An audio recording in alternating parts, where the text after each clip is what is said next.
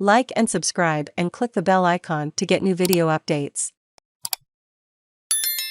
India's refusal to condemn Russia not an issue for Australia. Barry O'Arrell by Latika Burke, updated April 5, 2022, 2.15 pm. First published at 3.24 am. Save login, register or subscribe to save articles for later.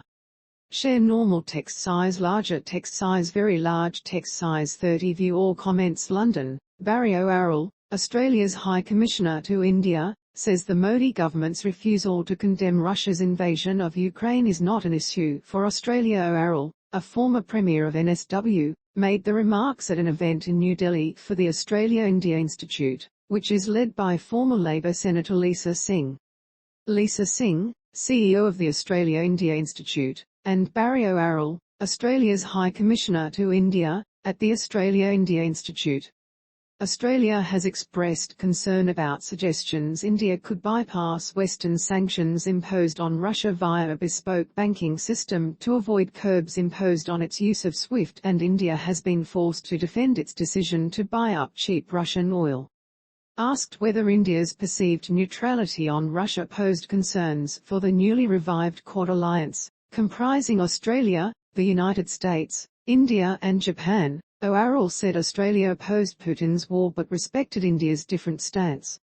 In relation to what's happening in Ukraine, Australia's made our position very clear. Australia understands India's position, he said. He said the relationship between such close friends could withstand the difference in positions. Some of my best friends, I have differences with, but I respect their right to support another football team, or their right to send their children to this school. So it has not got in the way, he said. O'Arrell pointed to India's long history of ambivalence, quoting the country's first Prime Minister Jawaharlal Nehru, who declined to condemn the USSR's invasion of Hungary in 1956. Nehru said at the time that generally speaking, we have avoided this business of condemnation, whether of small powers or big powers, not because we thought that we would gain anything thereby ourselves, but because when one is trying to solve a problem, it does not help calling names and condemning. Our effort, whether in Asia or in Europe, has been to the extent we could do something to create an atmosphere for solution, Nehru said. O'Arrell said he understood India's preference for a constructive approach. While Allied criticism of India is publicly muted, Australia, the UK and the US are behind closed doors urging India to take more forthright action.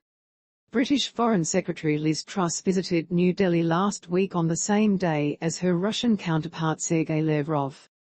Truss met her counterpart Dr. S. Jaishankar while Lavrov was received by India's Prime Minister Narendra Modi. Russia is India's largest provider of defence weapons. During his prepared speech to the Australia-India Institute, O'Arrell said that the giant panda in the room, a reference to China's increasing aggression, had helped deepen the Australia-India relationship demonstrated by the revival of the Quad and the trade agreement the two countries signed on the weekend, ending more than a decade of deadlock. The $12.6 billion free trade deal with India will strip tariffs off 96% of Indian imports into Australia and 85% of Australian exports, rising to 91% over the next decade. The two countries have committed to signing a comprehensive economic partnership agreement in the future. For me, the biggest indicator of how far the Australia-India relationship has come is simply how frank, frequent and trusting our interactions are with our counterparts, he said. To put it starkly, the kinds of discussions we're now able to have on sensitive issues were unheard of 5 years ago. Certainly they were unheard of 10 years ago when we were in a world of strife over attacks on students in Australia.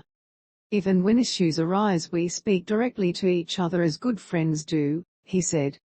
Singh agreed that the relationship held great cause for optimism and described the trade deal signed on the weekend as a watershed moment in the bilateral relationship.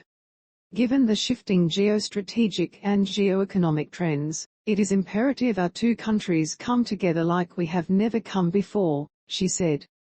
Get a note directly from our foreign correspondents on what's making headlines around the world. Sign up for the weekly What in the World newsletter here. Thank you for reading the Herald. This article is complimentary. Register or log in now to read more articles and unlock extra benefits. No payment required. Read more. Continue with Google, continue with Apple, or email address. Continue by continuing. You agree to your personal information being collected under a privacy policy and accept our terms of use.